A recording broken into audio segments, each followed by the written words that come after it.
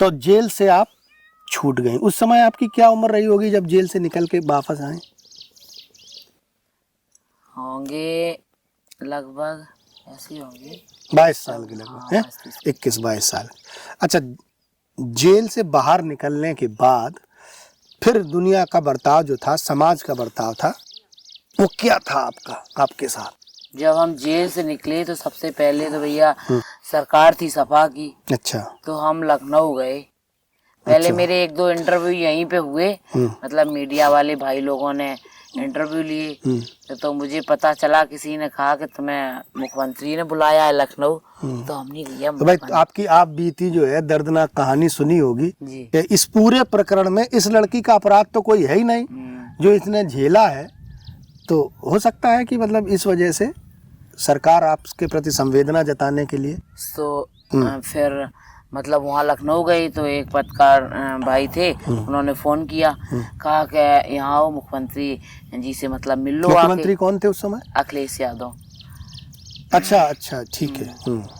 तो फिर हम लखनऊ गए तो अखिलेश भैया से जब मुलाकात हुई हमारी, तो हमने कहा भैया बाहर की दुनिया में आए हैं, मुझे ऐसा लगता है कि मतलब ये बार बार रामवीरा धमकियां दे रहा था कि फिर दोबारा से लड़कों से कहता था दोबारा से इसको उठा ले जाओ जंगल में। तो हमने कहा भैया से हमने कि मुझे तो ये दोबारा जंगल कह रहा है कि मुझे पता चला कहीं से। तो भैया ने फिर हमें 2 गनर दिए। तो जब तक सरकार रही तब तक बराबर हमारे पास 2 गनर रहे। और उसी बीच में मतलब चुनाव हुआ तो चुनाव जीत गए हम। चुनाव के प्रधानी का? जी। अच्छा, तो मतलब आप प्रधान भी रही? जी जी।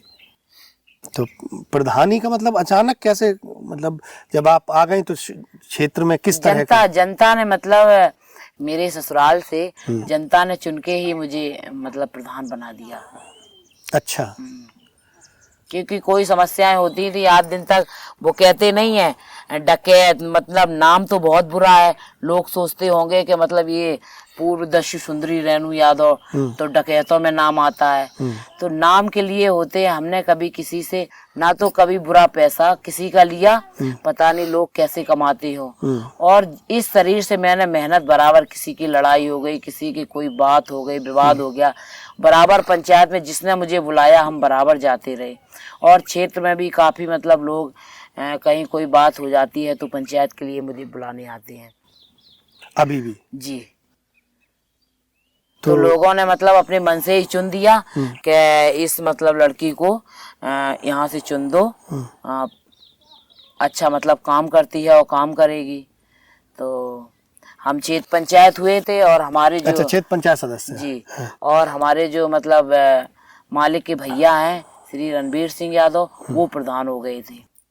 नहीं तो आपकी शादी कब हुई है? मेरी शादी जेल से निकलने के बाद, यानी 2012 में? जी। तो शादी जो है मतलब 13 में हुई।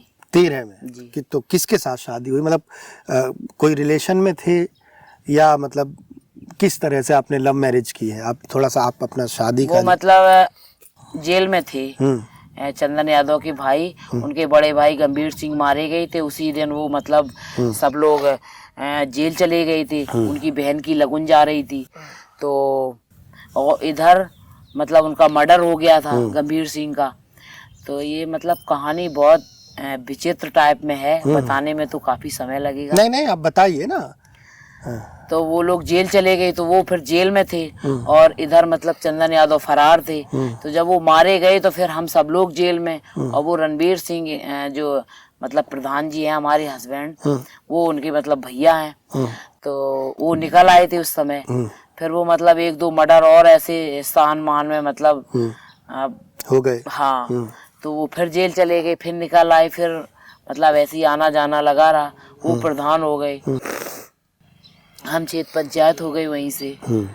तो फिर इसके बाद में काफी समय तक वो भी जेल बने रहे और हम भी बने रहे। फिर अभी 2012 में निकले हम, और वो शायद वो 2-3 महीने हमसे लेट निकले थे। तो फिर 13 में शादी की मैंने। अभी परिवार में कौन कौन है?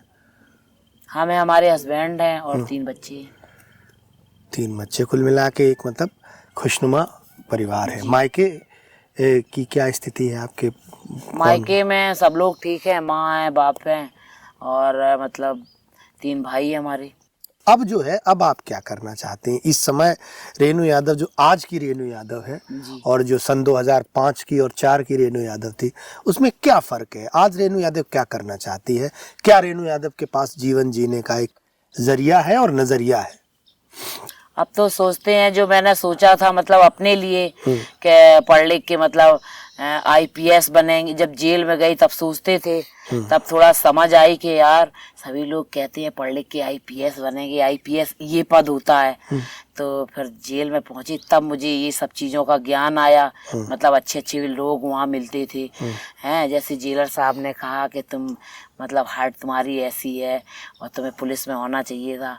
तो अच्छे अच्छे वहाँ पढ़े लिखे लोग मिलते, तब मुझे ये पता चला कि यार पढ़ाई लिखाई तो मतलब कुछ चीज़ होती है। क्या करे, नसीब ऐसा था जो बिगड़ की ओर खींच ले गया। और अब सोचते हैं कि बच्चे हमारे पढ़ लिख जाएं, और अब मैंने नहीं कर पाया तो अपने बच्चों को ही मतलब आईपीएस बना दें। अच्छा, पढ़ाई के प्रति जो ललक आपके मन में जगी है, कि मतलब ये दुख होता होगा कि आप नहीं पढ़ पाए? जी। कब लगा ये बहुत सबसे ज्यादा दुख कब होता था?